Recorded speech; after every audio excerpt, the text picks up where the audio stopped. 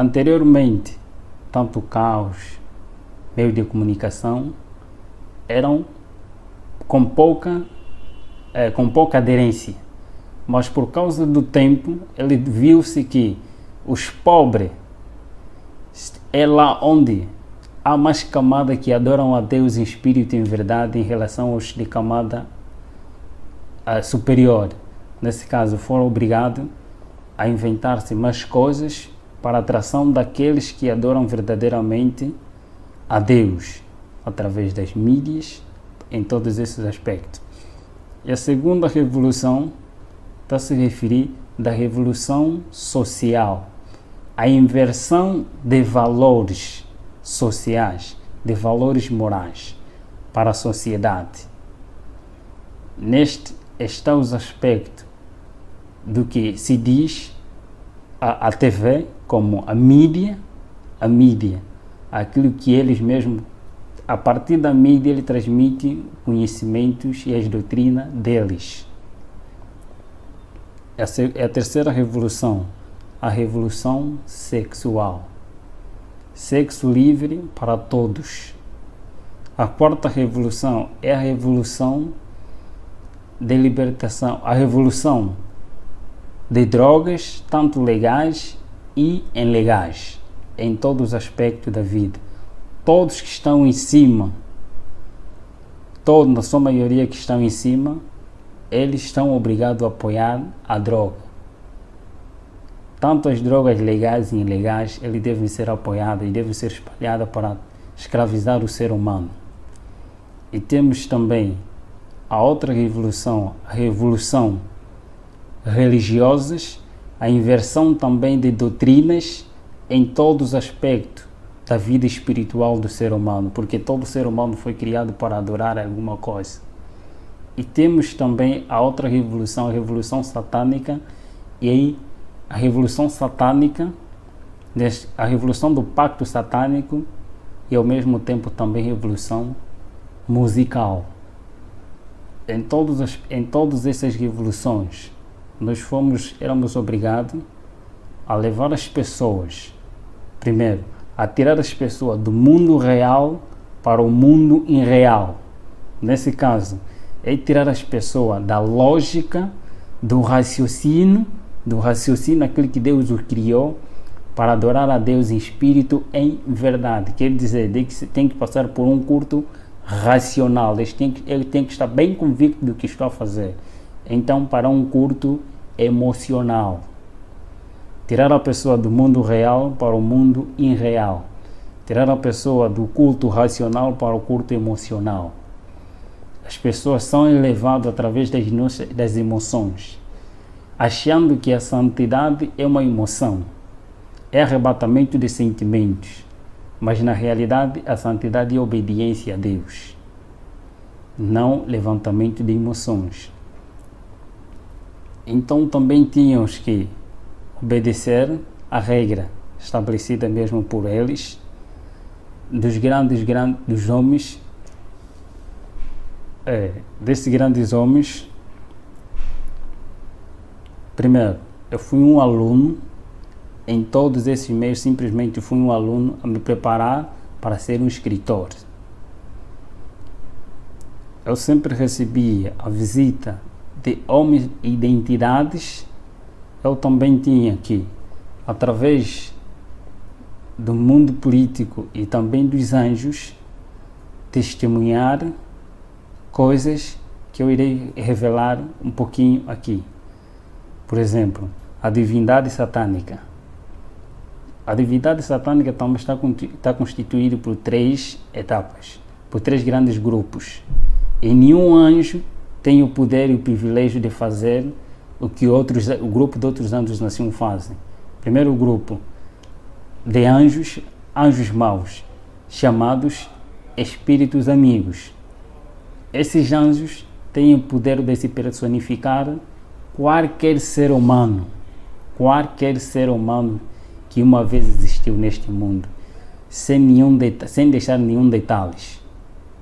E o segundo são os grupos, o segundo grupo é anjos de guerra, os guerrilheiros. Esses têm a função de criar guerra entre família, guerra entre amigos, guerra na sociedade e guerra entre as nações. Ele tem este privilégio. E o terceiro grupo, chamados os mais malvados existentes neste planeta, são os anjos opressores. Esses são os mais cruéis que trabalham nos laboratórios. Poucos deles trabalham nos laboratórios, mas muitos deles ainda estão encarcerados. Tarde ou cedo também serão libertos. Por isso que a Bíblia assim o diz, que aquele tempo que há de vir, quando esse um dia serem libertos, os mais cruéis dentre eles forem libertos. Esses trabalham nos laboratórios. E nós testemunhávamos como que esses laboratórios funcionam. Criando criaturas anormais, não aquilo que Deus fez, mas alterar a partir daquilo que Deus criou, fazendo um outro homem. Eles trabalham nos laboratórios para fazer todas essas coisas. E das revelações pelo qual eu testemunhei quanto à questão da perpetuação da imortalidade da alma, quando uma pessoa morre, existe num outro lugar. Tenho essa experiência vivida por mim mesmo, que eu mesmo testemunhei com meus olhos, foi de alguém, enquanto os seus familiares estavam na sua inocência, eles matam primeiro um animal e este animal é posto diante de todos, todos aqueles que não fazem parte deste mesmo pacto, eles vão ver como ser humano, vivo. Todos eles vão ver porque é hipnotizado a sua visão. Eles vão ver que é mesmo a pessoa tal que faleceu, é mesmo ela, mas na realidade não é ela. É retirado essa pessoa para posto num outro lugar, é levado numa outra cidade. E ali as pessoas vão enterrar, a família vai enterrar esta pessoa, que é o animal na realidade, mas eles vão ver como uma pessoa é enterrado, na realidade enterraram um animal, mas não é a pessoa. A pessoa continua a viver num outro lugar. E quando eles querem anunciar que fulano de tal está a viver em outro lugar como um escravo, está a viver como tal, ele aparece em forma conforme eles mesmos viam, carne e osso, e mesmo ele. Mas na realidade, eles enterraram um animal, um objeto. São estas visões. Os laboratórios também, guerra que nós testemunhávamos, eles criam mesmo a partir desses que é tese e antítese. Cria-se dois grupos quanto à questão da guerra. Todos eles fazem parte do pacto. E desses que fazem parte do pacto, quando há guerra, há derramamento de sangue. Quando há derramamento de sangue, há sacrifício de pessoas. Então cria-se dois grupos, duas pessoas que têm o mesmo pacto. Um defende outra ideologia e outro defende outra ideologia. E criando dissensão, cria-se a guerra. E esta mesma guerra, com a intenção de sacrificar pessoas, ou então de eliminar alguns cristãos, como guerra religiosa, guerra econômica e guerra política, guerra civil. Em todos esses aspectos, eles utilizam os seus meios, só simplesmente para enganar o ser humano e para sacrificar também o próprio ser humano. Em todos esses aspectos, todos que são escolhidos por ele, obrigatoriamente têm que ser vegetarianos, para serem usados como espírito, para serem usados como um instrumento nas mãos de Lúcifer e ter uma mente lúcida. Fomos muitos caminhos, muitos encontros dos sacrifícios. Primeira coisa, é chamado aquele morto-vivo. O combate nosso não era com os mortos-vivos, mas sim com os vivos. O processo de mortos-vivos, tanto nos filmes, nas histórias que eles mesmos criam, para revelar aquilo que eles vivem na realidade. História de terror, de vampiro, pessoas apresentando pessoas mortas, mas ao mesmo tempo estão a viver, contaminado. Então, eles contam as histórias bíblicas através de filmes. Acontece da seguinte forma: nós chamamos mortos-vivos todos aqueles que não têm Cristo em sua vida, como Senhor da sua vida, como Senhor e Salvador da sua vida. Então eles são cadáveres. Eles são mortos, mas ao mesmo tempo estão a viver. Porque quando Adão peca, Adão e Eva pecaram, eles foram destituídos da glória de Deus, foram destituídos da vida, mas eles continuaram a viver pela graça. E vivendo pela graça, sendo pecadores, cumprindo o que está escrito, ele vivia, mas ainda não tinha morte eterna, conforme a Bíblia dizia. Então todos estes que não têm Cristo são considerados como mortos, mas ao mesmo tempo vivos ainda. E todos aqueles que têm Cristo são considerados que têm vida. E eu fui educado, eu recebia, ocultei tanto a história, eu recebia Lúcifer várias vezes, visitava-me várias vezes para se revelar quem ele era. E nesse grande conflito, fui a pessoa mais infeliz do mundo. Fui a pessoa mais infeliz do mundo porque eu nunca sabia o que era paz. Eu não sabia o que é fazer o bem. Eu tinha um coração muito frio. Coração frio é aquele coração que não tem nem remorso, nem um ressentimento, mais cruel que um pedófilo, mais cruel que um psicopata. Eu tinha o temperamento de flegmático. Onde estava por natureza era tão calmo que ninguém podia desconfiar de mim, de que eu era satanista. Era tão calmo em todos os aspectos. Por natureza, tinha que ser mesmo assim. Melhor, até mais podiam bater-me, dar-me na cara, mas eu não poderia reagir naquele momento. Mas bastava dizer: elimine os próprios anjos, ou então eles comandavam pessoas consagradas também para esta área, para eliminar esta pessoa. Tarde ou cedo ele tinha que morrer.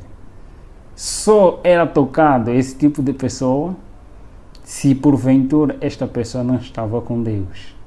Nós não éramos permitidos a tocar num cristão, nem que seja só mesmo nas vestes dele. Não estou, qualquer satanista testemunha isto. E os próprios anjos testemunham isto. Ninguém é permitido, nem o próprio anjo de Lúcifer é permitido tocar as vestes de um santo, de um homem consagrado a Deus. Não pode, sem a permissão de Deus. Nesse mesmo grande conflito, eu podia ver a presença de um anjo de Deus afugentar 10, 20, mais do que isso. Só mesmo a presença de um afugentava muitos que eram nós. E nessa questão, eu poderia sempre me interrogar: por que quando este aparece e estes somem? Se eles, quando eles estão em pé, os dois anjos, não vê-se nenhuma diferença. Se não tiveram a fazer nenhuma atividade, só mesmo em pé, não se vê nenhuma diferença entre anjo de Deus e anjos caídos. Todos têm a mesma luz, a mesma estatura. Não se vê nenhuma diferença. A diferença que se vê é através das suas atividades. Uns para o mal e outros para o bem do ser humano. E o campo de batalha entre o bem e o mal só consistia na mente humana, em ter o domínio da vontade humana. A mente humana. Todos os meios que Satanás utiliza é só para ter o domínio da mente humana. E sempre que eu via nesses aspectos, primeiro, o homem, nas suas escolhas, nesse conflito, não é questão de poder, conforme às vezes mostra-se nos filmes, não é realidade. O conflito só existe quando o ser humano, o homem, escolhe por sua própria livre, espontânea vontade ser de Deus, Deus age e diz: este é meu voluntariamente, porque ele decidiu me escolher. Então ele aparece para proteger este indivíduo. E por sua vez também, quando o homem por si mesmo escolhe ser não de Deus, mas desobedecer a Deus, os anjos aparecem e clamam que este é nosso por sua espontânea vontade. E as orações de intercessão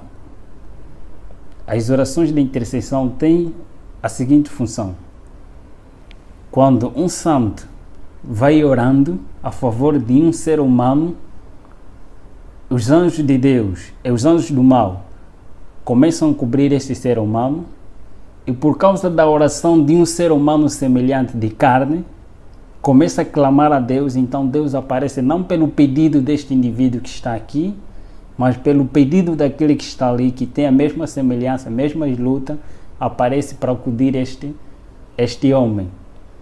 Deus, então, anjo de Deus aparece dizendo que este está a pedir socorro.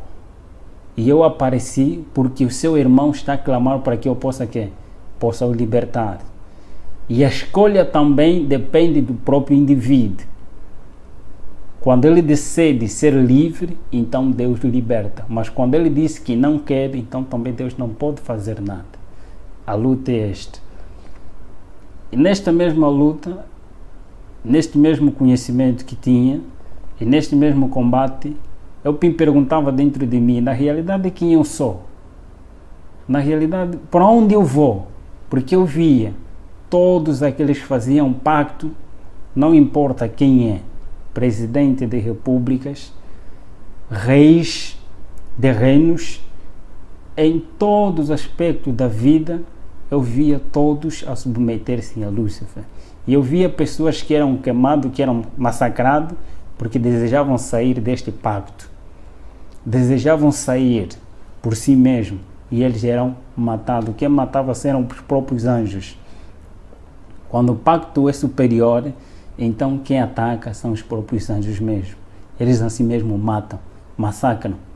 Às vezes matam este indivíduo, se é presidente, eles matam este mesmo presidente, e anjo próprio se personifica em forma deste ser humano, como presidente ou alguém de cargo, até certo momento.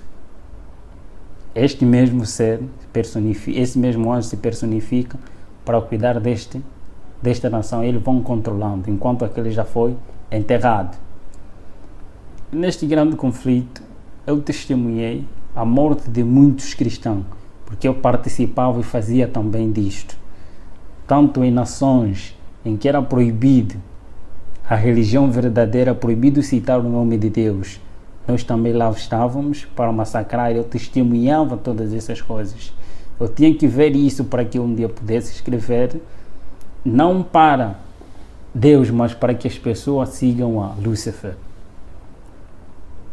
Nesta mesma luta, no grande conflito, eu podia testemunhar e eu queria conhecer qual é a origem, onde eu saí, para onde vou, quem eu sou, qual é a razão da minha existência.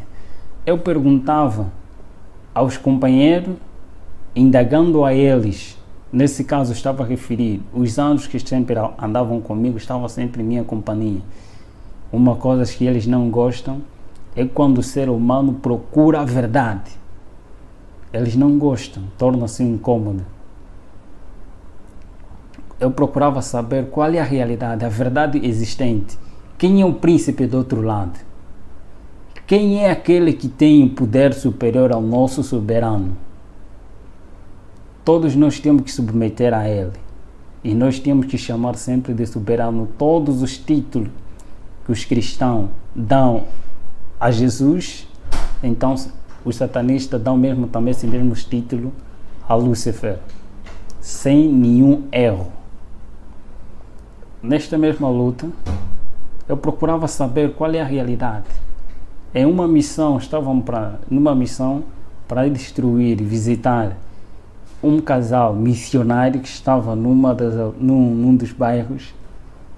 Nessa de ir ao encontro deles, logo, só nos aproximávamos, este anjo, eu era levado assim da seguinte forma: em qualquer lugar onde quero que eu vá, basta se tivéssemos assim, era uma transfiguração, era levado, transportado pelos anjos. Se eu quisesse que ir numa outra cidade e eles tinham que me cumprir, eles me levavam, eu sumia do meio das pessoas em que eu estava e aparecia em outro lugar. Nesta mesma missão, ao ir ao encontro desta mesma pessoa, só que nós víamos a casa toda ela iluminada e por cima da casa um ser brilhante, muito excelente, que eu não poderia suportar viver naquela claridade, nem os anjos que estavam comigo também foram obrigados a regressar. E eu perguntei dentro de mim, quem é aquele? Depois perguntei também a ele, quem é aquele? Eles responderam que aquele é o nosso maior inimigo. É proibido citar, no mundo em que eu estava, era proibido citar o nome de Jesus Cristo. Categoricamente proibido citar o nome de Jesus Cristo. E eu cresci, fui ensinado a nunca me tornar amigo dos adventistas do sétimo dia. Mas eu poderia compartilhar com os adventistas no sétimo dia. Poderia ser amigo dos adventistas no sétimo dia e inimigo dos adventistas do sétimo dia, que são fiéis a Deus, que obedecem. E eu poderia, por intermédio dos adventistas no sétimo dia, transmitir o conhecimento para que por sua vez tornasse uma confusão dentro das suas igrejas. Nesta luta, eu procurava saber sempre, e um pensamento que sempre me incomodava: eu quero ser liberto, mas eu sabia, se eu procurar sair, eu serei morto, serei um cadáver. Mas onde? Eu queria uma liberdade dentro de mim, mas só que não existia liberdade. Eu sabia que não tem ninguém que poderia me libertar. Então, neste mesmo ser, numa loja em que meu irmão estava lá a atender nessa altura, isso em 2008, aproximadamente no mês de junho,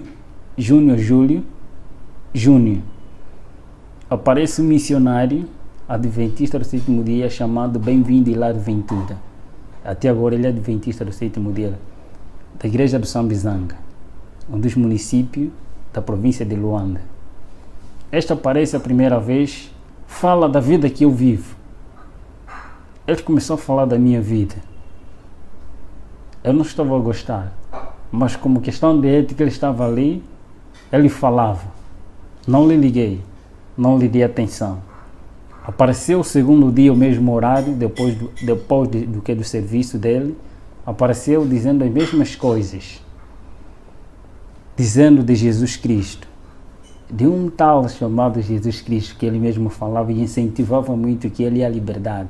Ele dá força e dá poder, e tem poder para libertar todos aqueles que têm desejo de serem libertos das garras de Satanás e de Lúcifer, conforme ele lá chamado.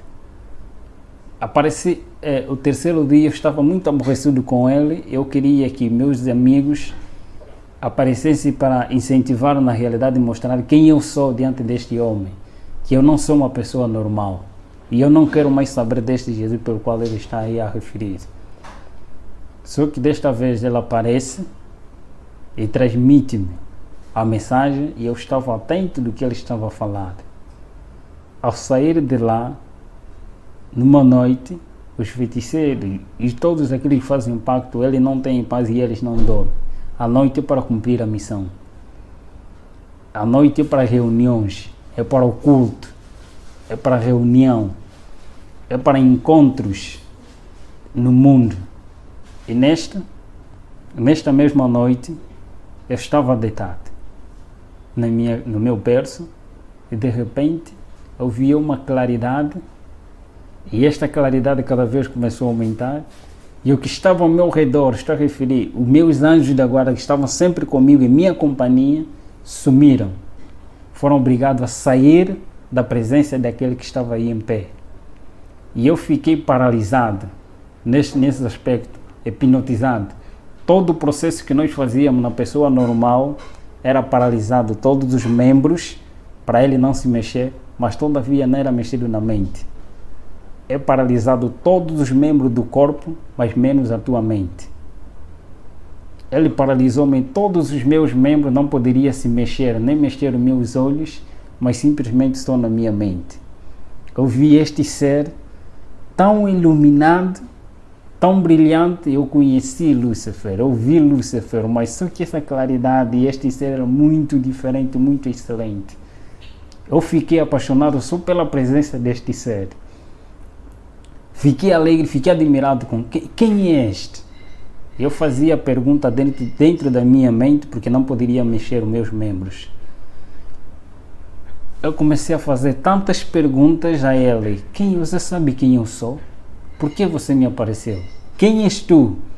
Todas essas perguntas, ele calmamente, com uma natureza tão mansa e humilde, como nenhum outro ser que eu conheci até aquele momento, nunca vi semelhante àquele. Ele ficou tão calmo, fiz todas as perguntas que estavam na minha mente e ele começou a responder. Disse-me: primeira coisa, eu te criei para algo melhor. Este é meu sonho, escrever um livro com este tema. Deus me criou para algo melhor. E ele disse-me: tenha paz. São as palavras que vinham como um poder. Parece que foi retirado toda a escama, todo o coração frio e escuro foi retirado. E em mim veio paz que eu nunca tive desde a minha inocência. Eu adquiri paz. Eu senti a presença de alguém que tem que preencher o vazio da minha alma, que é a minha necessidade. Que eles mesmos tiram a necessidade do ser humano para dar-lhe o querer. A necessidade do ser humano é Cristo. É retirado essa necessidade e posto lá o querer, os desejos que são insatisfeitos pelos seus meios e métodos. Nesta, ele começou a falar comigo. Ele começou a dizer que eu te criei para algo melhor. Eu sou aquele pelo qual você veio a combater. Eu sou aquele pelo qual eu permiti com que você matasse todos os meus servos, para que você mesmo, por si mesmo, testemunhasse quem eu sou. Você matou fulano de tal, você matou isso. Ele começou a detalhar-me. Eu disse sim, na realidade assim eu fiz. Ele começou a contar minha história da redenção, começando da história que eu já conhecia, mas contado de uma outra forma. Ele estava me contando de uma maneira correta. A história da redenção. Como é que Lúcifer caiu? Antes de Lúcifer cair, como é que ele caiu? Os mesmos sentimentos, tudo. Eu sabia dessas coisas e ele estava me fazendo lembrar de tudo isso. Ele disse: do outro lado, eu não vou falar porque você testemunha da vida que você vive, mas eu vou falar quem eu sou. Contou minha história toda, até o momento que ele morre na cruz e ele mostrou-me as suas mãos. Eu sou aquele que veio para te libertar. Eu apareci porque você pediu com que eu aparecesse. Você quer liberdade, eu sou a liberdade. Você quer salvação, eu sou a salvação. Você quer um caminho a seguir, e eu sou esse caminho. Eu sou a vida. Você quer ter vida? Foi um ser que suas palavras eram encantadoras e eles não obrigam ninguém. Era uma pessoa com liberdade de escolha. Eu vi que ele deu a liberdade de escolha. A primeira opção que eu vi nele era um iniciante. Alguém onisciente. Onisciente, Lúcifer ele não é. E onisciente só tinha que ter alguém superior. Eu via porque ele pensava, ele lia, respondia as minhas perguntas que estavam na minha mente. E ele falava exatamente daquilo que eu necessitava. Eu disse que este é o verdadeiro Deus, a quem eu venho combater. Foi uma conversa longa, aproximadamente 5 ou 4 horas, em conversa com o grande mestre. No final ele disse-me: você quer seguir? Eu prostrei-me de joelho diante dele e eu disse: Senhor, a partir de hoje estou me posto da minha vida, mas libertai-me daqueles que são superiores a mim. O Senhor conhece. Tome-me como sua propriedade. E ele deu-me a decisão. Eu neste mundo não te darei o que te foram prometido por outro lado. Eu não te darei a riqueza, eu não te darei o que eles desejam te dar, mas eu tenho para te dar a vida eterna. Eu te prometo, não neste mundo. Neste mundo você vai ter que sofrer. O que você fez, você vai ter que passar por mesmo. Mas eu estarei contigo todos os momentos que tu clamares pelo meu nome. Eu estarei presente. Eu sou contigo. Não temas, eu vou te acompanhar. E eu estarei contigo todos os momentos que tu clamares. Ele contou-me da vida, de que não escolheste coisa vã, mas escolheste a vida eterna. Você vai viver eternamente comigo. Neste mundo você vai passar por vales e vicissitudes para testemunhar na realidade quem você era e quem agora você é. Vais testemunhar do meu nome em todos os lugares em que eu te mandar para você ir e você irás.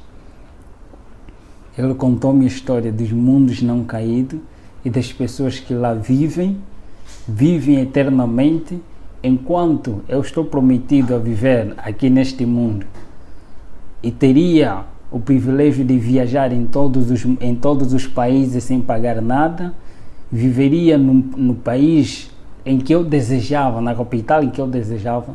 Ele me prometeu a vida eterna, em viajar nos mundos não caídos, e teria um privilégio superior.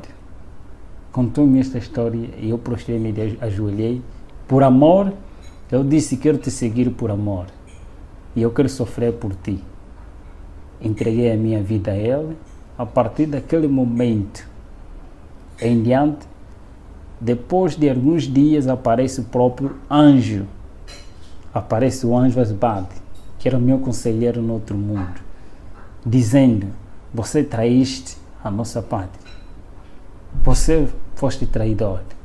Mas mesmo assim, o mestre ainda quer te receber. Quero que você renuncie o mestre que você aceitou. Eu disse naquele momento, foi uma conversa em que todas as coisas do quarto, todo o temperamento, as coisas já não estavam mesmo bem. Era uma área muito quente naquele momento. Eu disse: eu tenho alguém superior a quem eu escolhi de momento. Eu penso que, de tanta conversa, eu disse simplesmente: em nome de Jesus Cristo, a quem eu escolhi, e ele me prometeu ter a vida eterna, aquele que me ama com amor eterno e com amorável benignidade me tem atraído. Eu o aceitei por amor e eu quero sofrer por ele. Vai e diga a ele que eu já não quero servir, mas quero ser servo do Senhor. Ele sumiu. Quando eu disse em nome de Jesus Cristo, ele sumiu. Passa tempo, aparece o próprio Lúcifer. Aparece mesmo o próprio Lúcifer dizendo: filho, eu ainda não te abandonei. Ele não é amigo de ninguém. Ele não é amigo dos próprios companheiros. Ele não é amigo de ninguém. Ele finge de ser amigo, mas ele não é amigo de ninguém. Ele escraviza. E ele escraviza, ele engana as pessoas. Ele me apareceu com o mesmo engano. Eu já sabia quem ele era. Eu já sabia o que ele faz. E não tinha nenhum argumento para me convencer novamente. Eu disse simplesmente: eu tenho um novo Senhor e a ele eu servirei. A única palavra que ele disse: então não viverás, você morrerás. E vais sofrer. Verás como é sofrer. Ele foi-se embora, pedindo, eu disse em nome de Jesus Cristo, clamando auxílio, e ele foi-se embora. Dali em diante, foi sofrimento. Começou as crises, que no outro lado eu não sabia, mas agora comecei a tomar. A partir, meu pai começou a retirar tudo que ele tinha, foi retirar tudo que ele tinha. Todas as pessoas que me apoiavam, que tinha na família, começou a retirar tudo para me ver na miséria. Mas eu sabia que Deus me prometeu que estaria comigo todos os momentos. Eu comecei a clamar a Ele. E eu testemunho em muitos lugares. Ok. Sim. Eu testemunho em muitos lugares nas igrejas, em nome de Jesus Cristo, e muitos que lá também fazem parte do pacto se convertem e entregam as suas vidas a Jesus. De agora em diante, eu sou missionário de Cristo. É meu sonho ser um escritor e pastor ao mesmo tempo.